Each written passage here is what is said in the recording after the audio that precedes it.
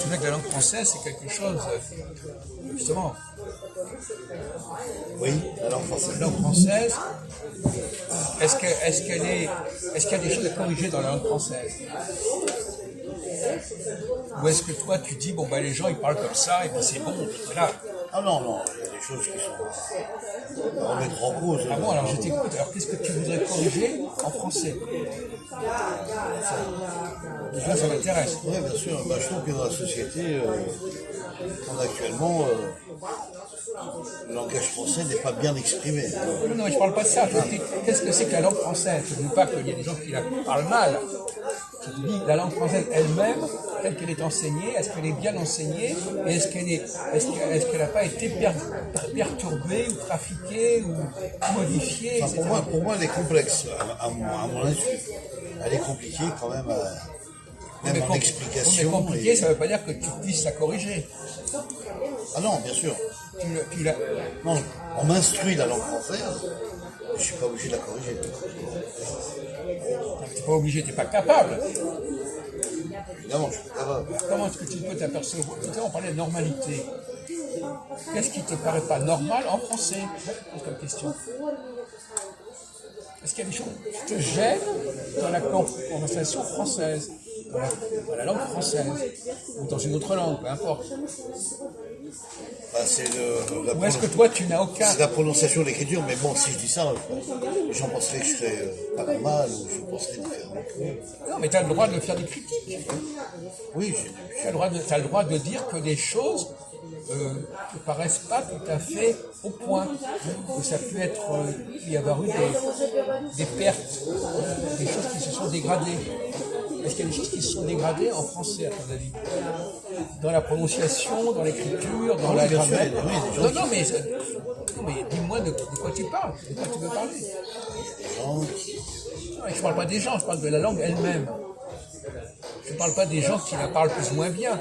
Je te parle de la langue elle-même, telle qu'elle est enseignée. Est-ce qu'elle est correctement enseignée? Et est-ce qu'elle peut être...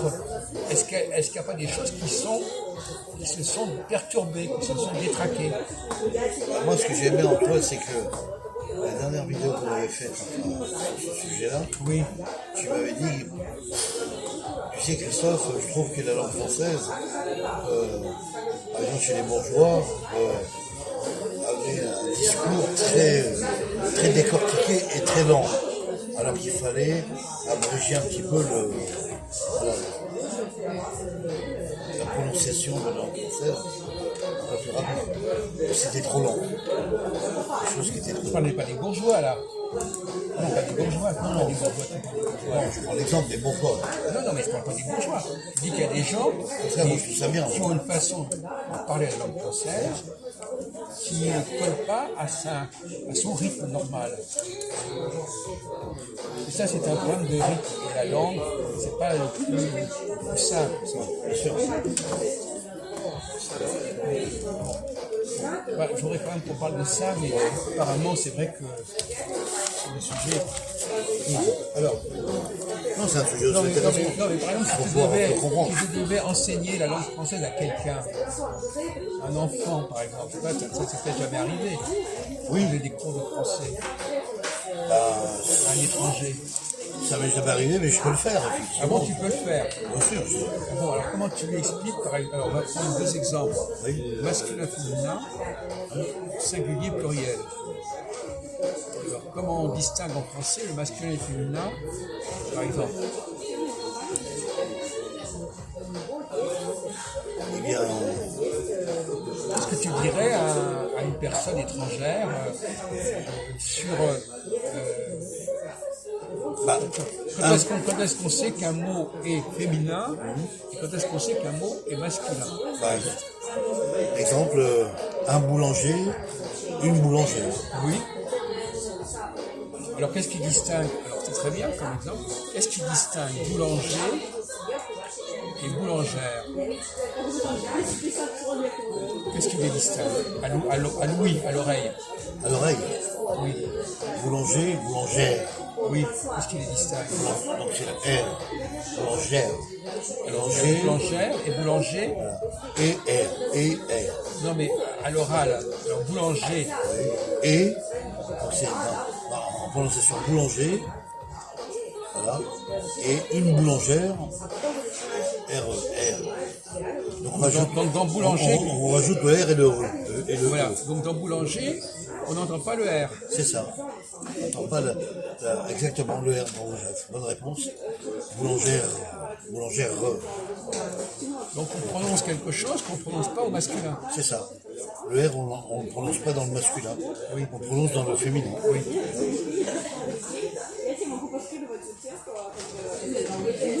C'est comme un routier, une routière. Oui. On a fait d'autres exemples. Donc là, en français, on marque nettement la différence entre les deux genres. Voilà. Est-ce qu'on peut dire un tablier, une tablière? Non, mais bon, passons. Mais par exemple, les adjectifs. Par exemple. Petit, petite. Qu'est-ce qui distingue le féminin du masculin? Petit, petite. Petit, on entend petit pays. Petit et petite. Petite, on entend te, TE. Il n'y a pas de E, il n'y a pas le E. On entend le T. Le T alors. Il n'y a pas de E, donc c'est le T. Là, dans le masculin, petit, on n'entend pas la prononciation du T. Qu'est-ce que c'est bizarre ou pas bizarre cette situation? Pourquoi est-ce qu'en français, par exemple dans les autres langues c'est comme ça ou pas? Voilà, toi qui es polyglotte, par exemple, en anglais, est-ce qu'on a le même problème? En anglais, je crois qu'il prononce les deux. J'ai pas compris. Il prononce le T dans le singulier et dans le pluriel. Non, on parle du masculin et féminin. Ah ouais. Ils prononcent pareil. Oui. Ils distinguent pas. Dans la langue française, on le distingue. Et en espagnol, par exemple. Señor et señorita. Señor, monsieur, señorita, madame. Signora. Señora. Mais nous aussi, en français, on distingue, c'est pas le même mot. Enfin bon, peu importe. Bon, d'accord avec toi. Mais je crois que je parle pas suffisamment bien espagnol parce que en allemand, comment on dit? En allemand, klein, c'est petit. Comment on dit masculin et féminin? Le masculin de klein, c'est quoi? Et le féminin de klein, c'est quoi? Je sais pas. C'est pourtant basique, je veux dire, c'est vraiment l'allemand basique. Klein. Est-ce qu'on distingue le masculin et le féminin pour l'adjectif en allemand? Non. Mais si, on dit klein et kleine. On ne distingue pas vraiment, on met kleine. Et la prononciation est le même dans le masculin et le... Non. Klein. Puisqu'on dit kleine. Ah oui, donc on dit ne. On met le E, moi c'est pas. C'est encore. On ne va pas expliquer pourquoi ils le font comme ça. Oui, bien sûr. Mais ils le distinguent quand même quelque part. Il le prononce quelque part. Bon, maintenant passons au pluriel ou au singulier. Qu'est-ce que tu dirais? Comment on fait en français pour distinguer le pluriel et le singulier?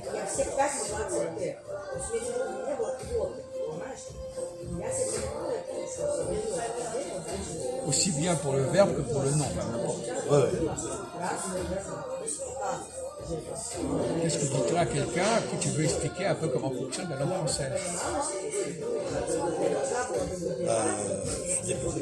Des exemples qu'on a pris dès le départ. Alors, si tu veux, alors dis-nous comment on distingue le boulanger au masculin et le boulanger au pluriel. Un boulanger masculin, comme il s'écrit, ER, je crois. On n'entend pas d'ailleurs la prononciation de ER. Une boulangère. On parle du pluriel, on ne parle pas du féminin. Là, tu ne peux pas nous répéter tout à l'heure. Un boulanger, des boulangères. Non. Boulangère, c'est la féminin. Alors, un boulanger, des boulangères.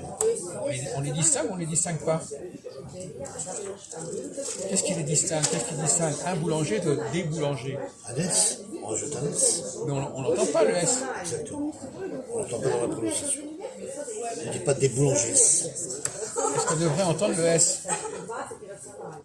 Est-ce qu'on devrait l'entendre? Oui. On peut l'entendre. Non, est-ce que ce serait cohérent, est-ce que ce serait mieux qu'on l'entende? Parce que les Anglais, là, ils le disent, ils disent car et cars. On entend le S. Bien sûr. Et nous, en français, on l'entend pas. Moi, On dit une voiture, des voitures, on n'entend pas le S. Moi, j'aurais préféré. C'est plus... on prononce la lettre qui est écrite. Non, mais peu importe qu'elle soit écrite ou pas, mais on marque la différence. On marque la différence, exactement. Oralement. Et c'est ça. Donc là, il y a quelque chose qui s'est perdu, à ton avis? en français, on ne prononce pas. On écrit des lettres qui ne sont pas prononcées verbalement. Voilà. Elles sont écrites, effectivement, mais elles ne sont pas prononcées, Jacques. Oui. C'est vulgaire au pluriel, comme tu disais tout à l'heure. Est-ce que c'est une erreur ou pas? Je ne sais pas. On n'a pas eu la correction. Justement, si, c'est intéressant que tu réfléchisses à savoir si c'est une erreur ou pas. Tu as le droit de réfléchir là-dessus. Oui, bien sûr. Tu as le droit d'y penser, tu as le droit de te dire pourquoi est-ce que Pour moi, pourquoi je ça dirais... Oui, non, mais t'as raison, Jacques. Mais pour moi, voilà, pour te répondre, c'est que je trouve que les Anglais, dans ma pensée personnelle, hein, après les gens pensent comme ils veulent, bien sûr, je trouve que les Anglais ont bien raison de prononcer le S qu'on a dit tout à l'heure. Comme tu as cité l'exemple du car, voilà. Cars. Voilà. C'est bien parce qu'au moins, on sait que dans le mot, on entend la prononciation de la lettre qui est écrite. Oui, même si elle n'était pas écrite, même si c'est pas écrit, il faudrait quand même qu'on le distingue, qu'on fasse une distinction. Bien sûr. C'est pas que l'écrit, il n'y a pas que le problème de l'écrit. Oui, il n'y a pas que l'écrit, il y a la prononciation aussi. Oui, c'est ça. C'est la quoi. Si je veux dire le pluriel, je vais dire le pluriel. C'est pas la question de ce soir si c'est écrit ou pas. J'ai envie de marquer le pluriel. Exact. Exactement.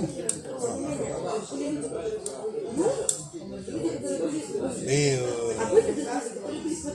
par exemple, on va prendre un exemple, par exemple, difficile.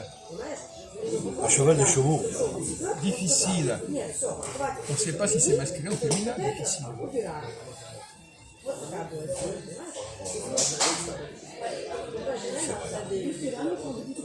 Si. Ah, c'est bien parlé, ça. Alors là, bravo mon vieux, alors bravo. Ah oui, oui. Bah, difficile. Le L prononcé comme un E. Difficile. Difficile. Non, mais on ne prononce pas, on n'insiste pas comme ça lourdement. Non mais d'accord, je pense à ça. Mais c'est vrai que tu as raison. On ne distingue pas. Là, on distingue que l'écriture difficile au masculin, non pas au féminin. Au contraire, on ne les distingue pas. Voilà. Donc il y a des cas en français où on distingue, Les mots qu'on distingue, petit, petite, voilà. et difficile, D'autres mots on ne distingue sont pas distinctifs. Et ça, c'est un problème, ça. Ça pourrait être un problème. Voilà. Oui, Si on veut que tout soit distingué, difficile, avec un E. on ne mettrait pas de E au singulier, au masculin. Au masculin, on ne mettrait pas un E. Au féminin, on mettrait un E. Une tâche difficile, par exemple. Une situation. Et alors si c'est au masculin, ça, on ne mettrait pas le E. Ça se prononcerait comment? Un bâtiment difficile. On va prononcer de la même façon. C'est pas une solution. Oui, mais on ne mettrait pas de E. Mais peu importe, si on entend la même chose, Oui. il faut qu'aussi on entende des choses différentes. Oui, je comprends, bien sûr. Intéressant. Il faudrait dire difficile, sans L, par exemple. Donc on supprime. On garde La le L, prononciation on du garde L. le L pour le féminin. D'accord. Pas bête. Très bonne suggestion. Difficile. Bravo, Jacques. Difficile. Bravo, oui, oui.